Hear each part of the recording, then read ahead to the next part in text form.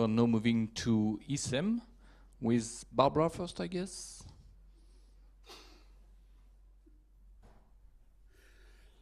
I'll give you a quick run through the demonstrator. I shall prefix this with, it doesn't look up there like it looks on here.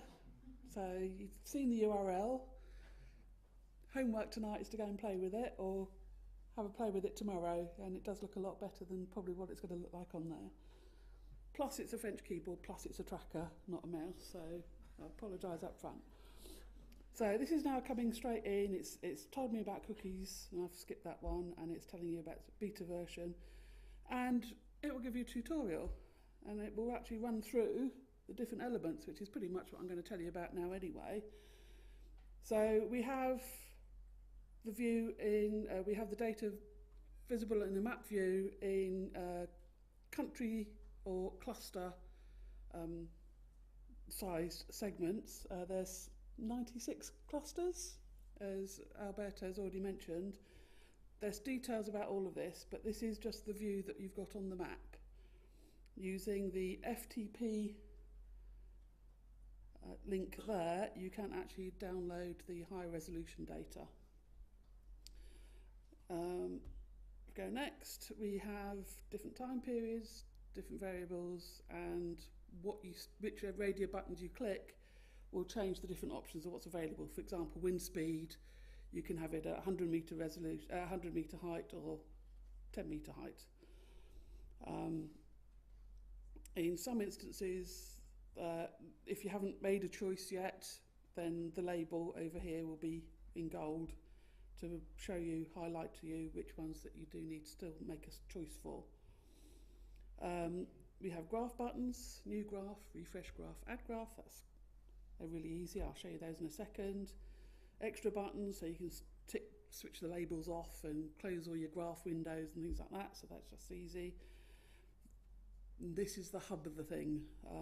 This is all the background information, all the guidance, how to use the demonstrator, and how to understand all the data that we've got behind the demonstrator, and a number of things. We have the case studies and key messages and other useful guidance, as well as things like glossary and things like that. We have a legend, because if you have anything that's coloured, we'll need a legend, and you can change the colours, and you can run a player and actually run through the legend, run through the map over a period of time, and we have an FTP feedback.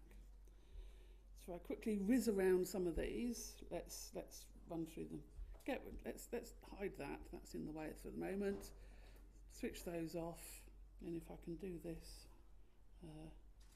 oh, that works. Okay. Let's switch those off and run through. So it's interesting. You can probably record it if you've got something like some software capture thing and play it somewhere else. It's an interesting thing. If you hover over any of the country shapes or cluster shapes, it will give you the value, and we can obviously change variables. Let's look at anomalies, and as usual anomalies, we've got a divergent colour scheme. So again, we can run through year on year. We can download data. Am I going to do this? Yes. We seem to have a firewall here that's stopping a lot of things from happening, so let's see if that works. That does. Oh, that works. So you can download data. It downloads everything CSV format. Okay. Downloads everything as CSV, so you can load it straight into Excel and play with it. I think that means cancel. I really should have brushed up on my French before I came out here, shouldn't I? Sorry. What else can I whiz through? What's useful? We have projections, and we have one of the plots. Some of these aren't selected. Oh, here we go. Ensemble mean, that's gold. We need to select something. Let's pick an RCP. And if I pick a country, France is a good example, we now have graph options. And this is That worked, excellent. This is one of the graphs that Alberto was talking about. You saw lots of these. And you can make it look a little bit neater if you want. So you can hide some of the extra info. You can hide lines, so we can get rid of RCP 4.5 entirely and the observations. And of course, we can download it, and we can download the data, we can download the image, and we can do little things like edit headers. And as usual, we've got guidance and documentation. And for the main map, we also have a tutorial or step-by-step guide, so it tells you about the graph area, what the things across the top mean,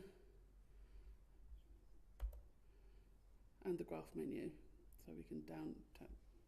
So at any point, you can access that tutorial, and it will step you through all the options that are available to you.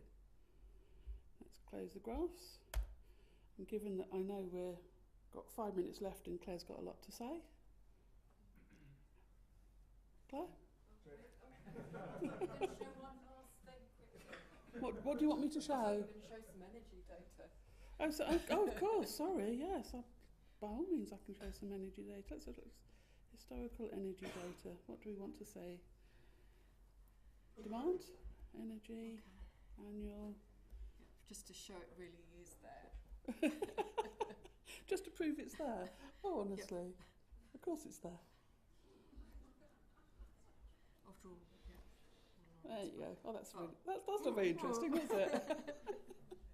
Okay. So that's a much simpler time series, but we can do things like that was for Romania. We can do a similar, and we can go click on and add, and we can actually add lines and play with it, and we'll have a go tomorrow for anybody who's interested.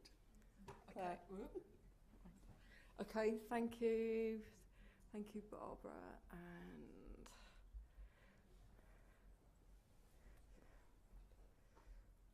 so,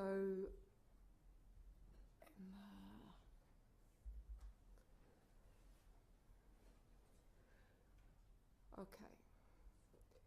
Yep. So I'm Claire Goodis from the University of East Anglia.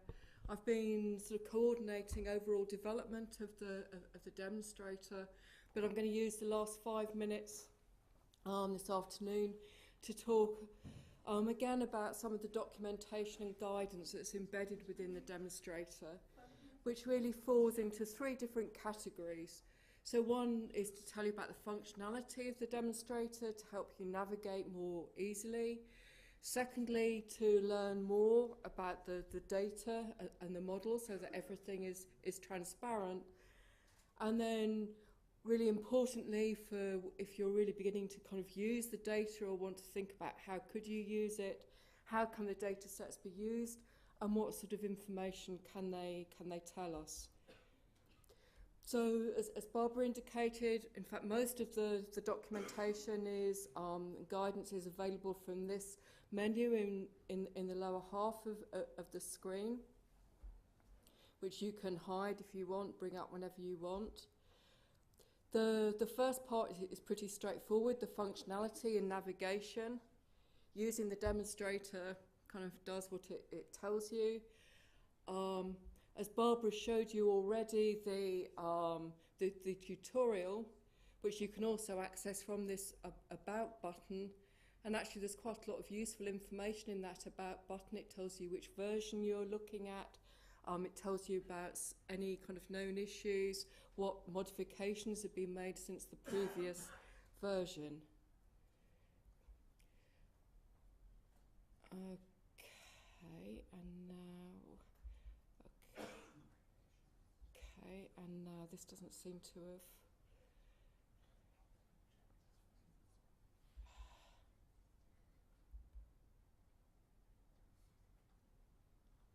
Okay, nothing is going right today. So some of the slides seem to be missing. So the second part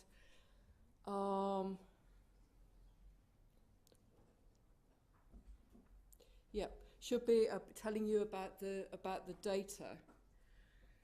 And there are kind of two main sources, or two main buttons here that are relevant there, and kind of aimed at different levels of kind of users. So if you've never used climate projections in your life, for example, and you want to find out a little bit more, then this methods and assumptions button is a good place to start. Actually, if Barbara's still left if I closed her, I've closed it, have I?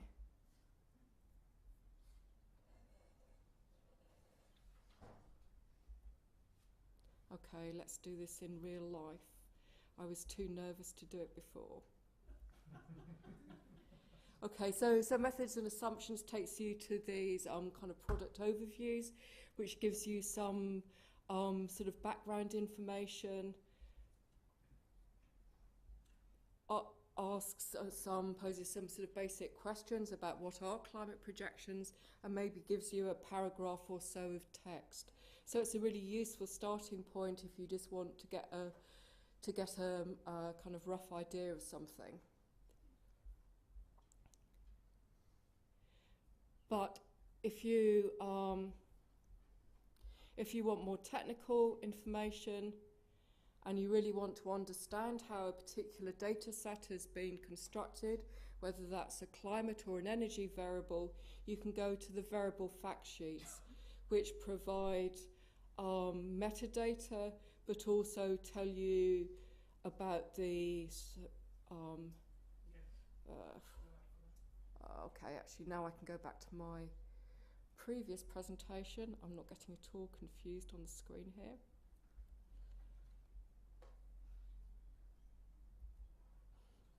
Okay, so this is the variable fact sheets. So this, for example, is wind speed, the title page. So it gives you the basic metadata you would expect about units and so on, but it also gives you kind of links back to the original source of the data. So again, to make the whole chain of the processing of the data that's been undertaken in the project. It also tells you if there are any restrictions on the use of that data. So then the final category is how can the data sets be used and what can they tell us? And in many ways, I think this is probably the most important category. In part, this covers event case studies. There are 3 that are currently available on the demonstrator, and kind of 1 more on seasonal forecasting in preparation. I'm not going to say any more about those because tomorrow morning Emma will talk about a couple of those event case studies. But as Alberto said, they're kind of presented in a standard kind of format of 4 pages, and they very much draw on most of the illustrations in those come directly from the demonstrator. So as well as telling you about the individual case study, they also provide quite nice examples of different types of plots that you can produce, for example. Then we also have key messages and pre-prepared graphs. The pre-prepared graphs are short documents, 1 or 2 pages, and for example, there's one that on those spaghetti type diagrams that a couple of people have shown, and they kind of talk you through what those diagrams are showing and kind of explain how to interpret kind of what you're seeing. So the interannual variability, the intermodal variability, the shaded areas, and so on. Then we also have these key messages, which again are meant to do 2 things. They're meant to summarize some of the data and the kind of headline messages, generally at a pan-European level, but also again to provide examples of how the data can be used. I think I've got 6 listed here. 3 of them are currently in the demonstrator. The other 3 should be in by the end of the week. They're finished, they just need uploading. So some of them cover changes in the climate variables. Some of them look at the energy variables. So there's one here on demand patterns. There's another draft one, especially for Claire. The other Claire, wherever she is, from Transvalor on radiation and PV changes. Okay, so that was a very quick run through, but as with the demonstrator itself, we really welcome your feedback on the documentation and guidance, and including suggestions for new FAQs. So, yeah, I'll finish there. Thank you.